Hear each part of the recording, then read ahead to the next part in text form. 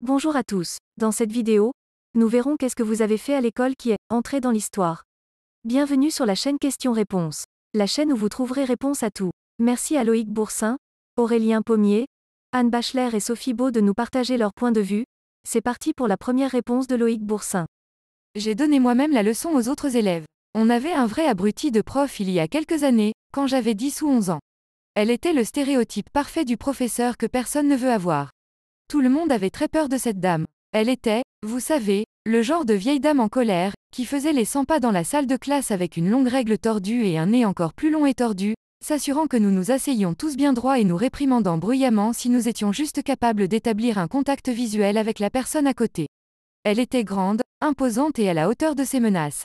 Je me souviens très bien comment, un après-midi, comme toujours, la classe qui riait aux éclats s'est soudain tue avec un silence étrange dès qu'elle a franchi la porte, jetant ses livres sur le bureau et nous dévisageant tous avec son air effrayant, avant de nous dire en ricanant, « Bien, alors les enfants. » C'était notre prof de physique, qui était à l'époque ma matière préférée. J'ai passé des heures à lire des bouquins de physique à la maison, mais ces leçons étaient si ennuyeuses que je ne pouvais jamais me concentrer. Pendant que je regardais désespérément mon bureau pendant son cours, perdu au milieu de mes pensées, j'ai commencé à entendre les deux personnes à côté de moi bavarder.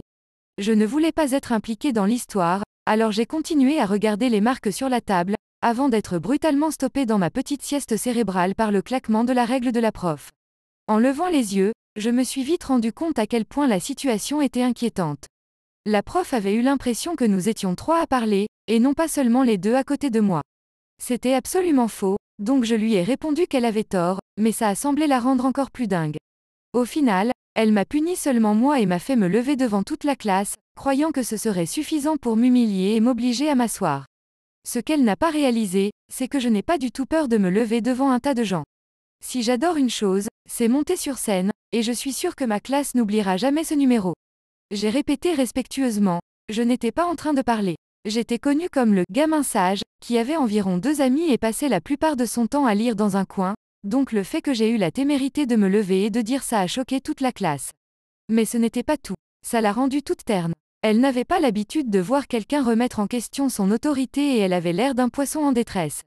Elle était envahie par la rage et je pouvais la voir s'énerver encore plus. Je suis restée plantée là, totalement calme.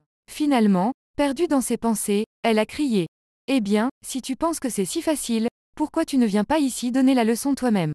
Tu te prends pour qui? Je vais appeler ta mère et je vais en causer 2 mots au directeur. » Maintenant j'étais en colère. Non seulement cette dame a remis en question mon caractère, mais elle s'interroge maintenant sur mes aptitudes et en plus elle me menace. Je me suis rendu compte que quand elle m'a dit « Pourquoi tu ne viens pas ici ?», elle ne le pensait pas vraiment, mais je m'en fichais. Je suis allée jusqu'à elle, j'ai pris son stylo, je me suis approchée du tableau et j'ai dessiné une cloche électrique digne d'un programme de lycée, quelque chose qu'elle n'avait pas encore fini de nous enseigner à nous les petits élèves de 6e. J'ai alors commencé à expliquer tout ça à la classe, pendant qu'ils m'écoutaient avec beaucoup d'attention. Du coin de l'œil, je l'ai vu se cacher à l'arrière de la classe, avec les élèves qui riaient et bavardaient. J'ai gribouillé des trucs sur le tableau, j'ai expliqué tous les composants électroniques et comment ils fonctionnaient ensemble, et j'ai donné quelques exemples.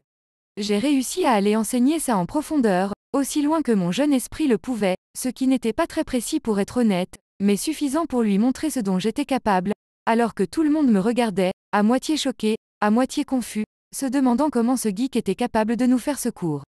Au bout d'un moment, j'avais vraiment pris le rythme grâce à une bonne gestuelle avec mes mains, mais elle m'a coupé au bout de 5 à 7 minutes et m'a dit de retourner à ma place, vu que tous les autres, embarrassés, applaudissaient. Source image, cloche électrique. On va pouvoir continuer avec la réponse de Aurélien Pommier. J'ai fabriqué un taser avec ma calculette, bon, c'est ce que les gens disaient. En réalité, mon ancienne calculette était morte, et j'avais un survolteur sous la main. J'ai simplement démonté ma calculette, et mis des boîtiers de piles ainsi que le survolteur dans la calculatrice. J'y ai rajouté un interrupteur et, tadam, un taser.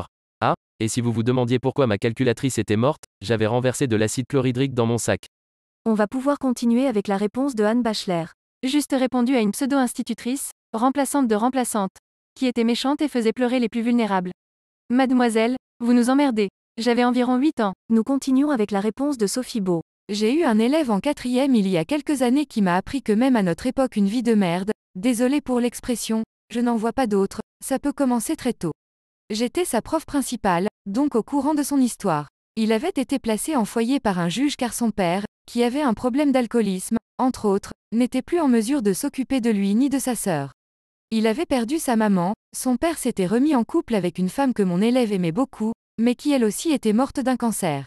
Et tout ça en 13 ans. Il n'attendait qu'une chose, c'était que son grand frère majeur soit nommé tuteur et puisse réunir la fratrie. Quand j'ai annoncé à la classe que comme tous les ans un voyage en Angleterre était prévu, il ne m'a plus lâché, il avait tellement peur que le foyer ne fasse pas le nécessaire pour son inscription, ou qu'il y ait un problème quelconque qui l'empêche de partir, qu'il venait me voir à chaque fin de cours pour s'assurer qu'il était bien sur la liste des participants. Pendant le séjour, il s'est fait de nouveaux amis dont un gentil cancre qui avait le cœur sur la main. On l'a vu heureux, beaucoup moins stressé que d'habitude, c'était vraiment une bouffée d'oxygène dont il avait besoin. Arrive le moment du retour. Pour faire plaisir aux élèves, nous partageons toujours notre dernier repas dans un McDo sur la route, c'est notre petite pause avant le dur retour au quotidien. Les profs font le service, ce qui peut durer 20 minutes, et amuse beaucoup les élèves, ensuite nous mangeons ensemble. Enfin à vrai dire le temps qu'on s'installe ont presque fini. Et là je vois mon élève arriver vers moi une glace à la main, « Tenez madame, c'est pour vous remercier de m'avoir emmené. » Évidemment la gourde émotive que je suis s'est mise à pleurer devant tout le monde. J'ai appris plus tard en parlant avec ses amis que le foyer ne lui avait donné que 20 € d'argent de poche pour la semaine, on était tous désolés avec mes collègues, parce que si on avait été au courant on lui aurait donné davantage, et il avait gardé une partie de cet argent pour me faire un cadeau.